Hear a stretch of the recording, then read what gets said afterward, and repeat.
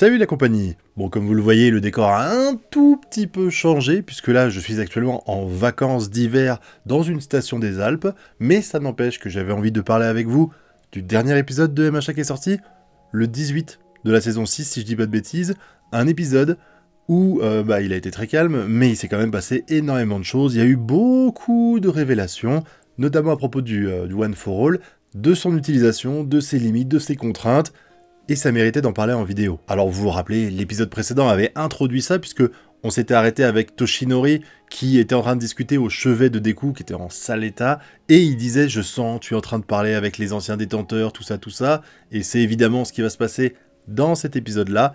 Les précédents détenteurs du One for All vont discuter avec lui, avec un Midoriya qui n'a pas de bouche. Un peu comme l'autre fois quand il avait été dans ce qu'on appelle aujourd'hui les vestiges de Tomura. Et du coup on apprend plein de choses super intéressantes, notamment sur les contraintes du One for All, parce que les anciens détenteurs vont discuter avec Midoriya, même s'il peut pas répondre au début, et ils vont expliquer, bah voilà, moi j'ai vécu jusqu'à 40 ans, je suis mort, je crois que c'est le 4ème détenteur, je suis mort de vieillesse à 40 ans. Visiblement, All Might s'est renseigné sur les anciens détenteurs, et il avait réussi à trouver l'information, et il l'aurait caché. Je comprends pas pourquoi il l'aurait caché à Midoriya, je vois pas ce que ça apporte en fait.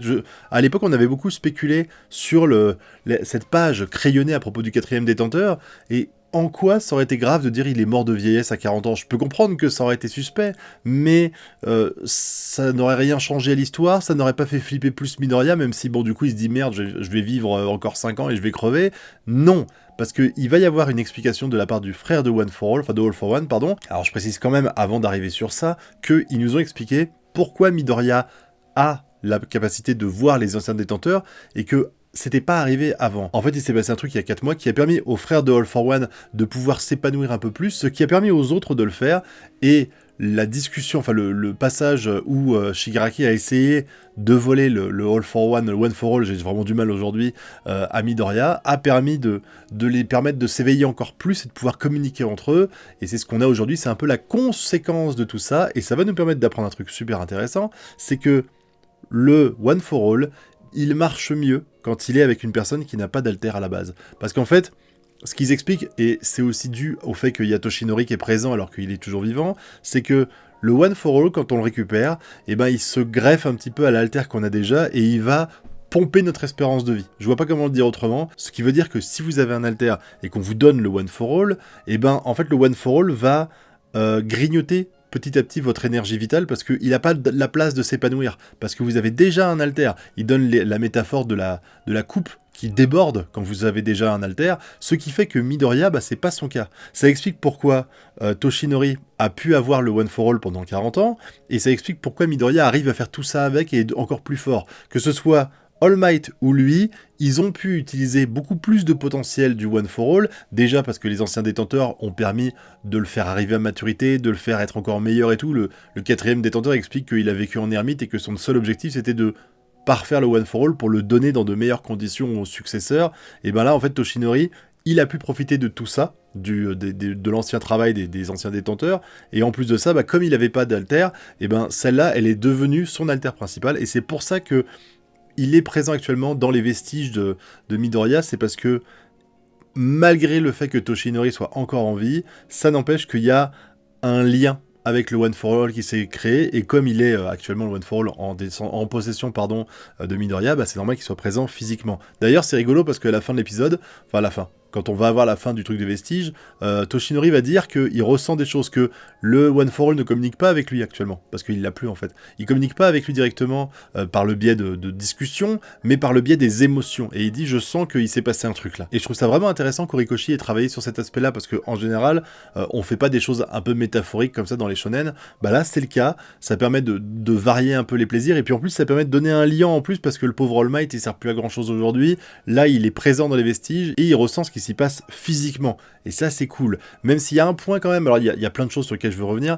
Déjà la première, ils sont tous assis face à Midoriya, sauf 2 qui sont cachés. Alors je sais qu'il y en a un dans le manga, on disait que c'était le père de Bakugo, ou alors Bakugo lui-même, parce qu'il ressemblait un peu avec sa coupe de cheveux.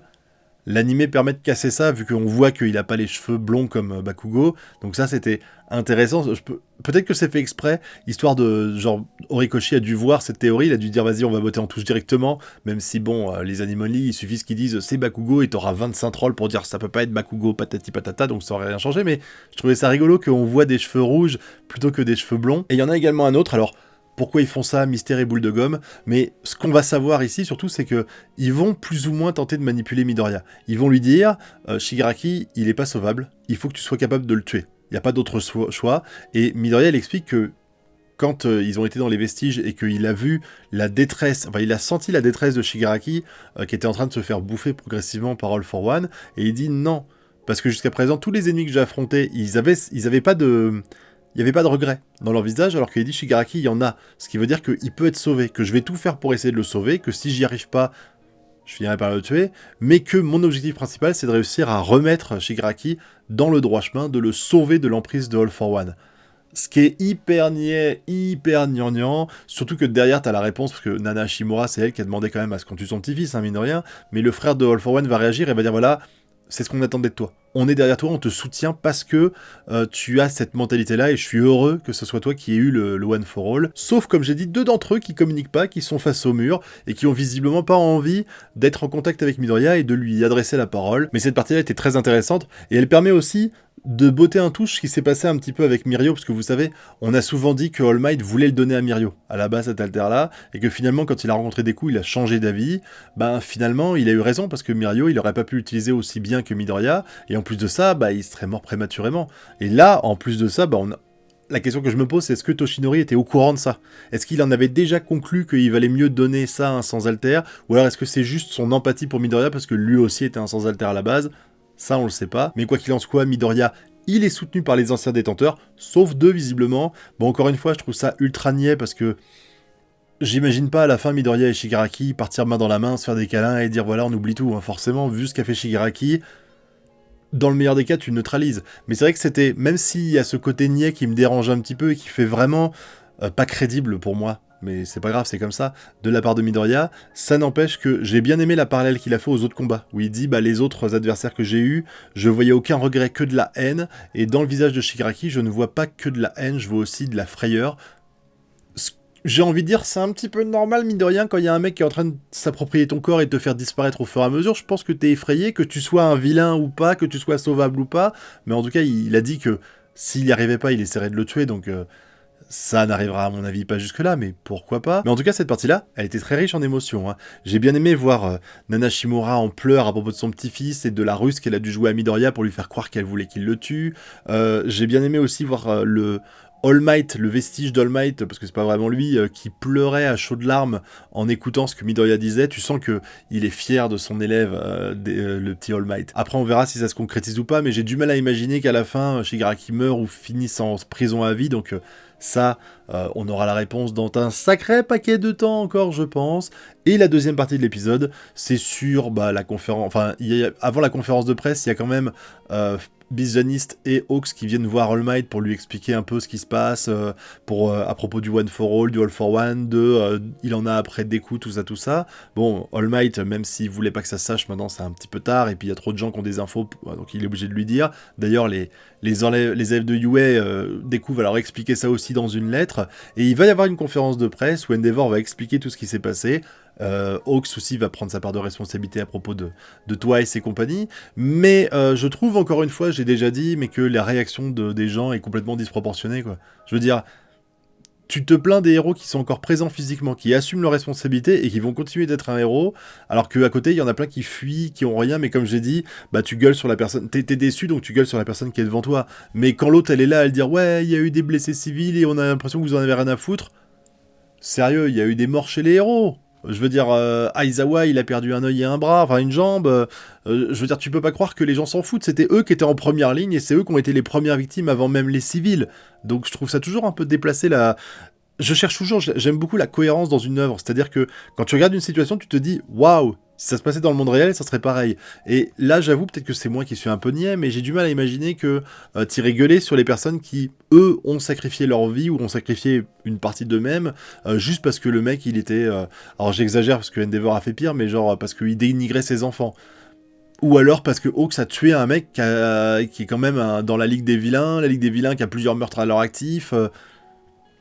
Je trouve ça un peu exagéré, mais ça n'empêche que c'était important, encore une fois, pour montrer tout le décalage qu'il y a entre... enfin, pas le décalage, mais pour montrer qu'il y a une cassure entre les civils et les héros. D'ailleurs, Ochako dit une phrase qui est très intéressante, elle dit si les héros sont là pour sauver les gens en détresse, qui est-ce qui vient en aide aux héros quand eux-mêmes sont en détresse ? Parce que c'est le cas de Midoriya. Midoriya, il a fui Yue pour protéger ses camarades, et il se retrouve dans la rue, avec une tenue un peu cassée. Tu sens que le mec, ça fait longtemps qu'il est en train de bourlinguer dans la rue, et ça présage pour le prochain épisode le fameux Dark Deku, hein, la personne, le Batman de MHA qui sauve la veuve et l'orphelin en se cachant pour que les gens sachent pas que c'est lui, pour qu'il soit pas traqué partout par les vilains qui cherchent absolument à retrouver Midoriya, mais ça sent les épisodes, ils vont être lourds là. Enfin, il y a quelques épisodes qui vont être vraiment masterclass. Il y en a eu avant, hein, la saison 6 c'était quand même très réussi, et cet épisode-là était...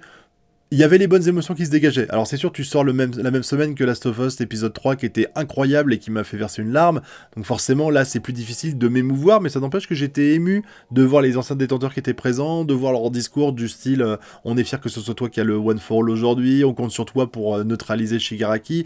Vraiment, c'était un très très bon épisode, j'espère que celui de la semaine prochaine sera tout aussi cool. Et je pense qu'avec ça, bah, j'ai fait le tour de ce que j'avais à dire, donc merci d'avoir regardé la vidéo jusqu'au bout. Je suis moins présent en ce moment, comme je vous l'ai dit, parce que je suis au ski, donc je profite un petit peu forcément, hein, mais ça n'empêche pas de faire des vidéos comme vous le voyez ici, donc n'hésitez pas à me soutenir avec le pouce bleu, l'abonnement, le partage, puis nous on se revoit bientôt pour de prochaines vidéos. Tchuss!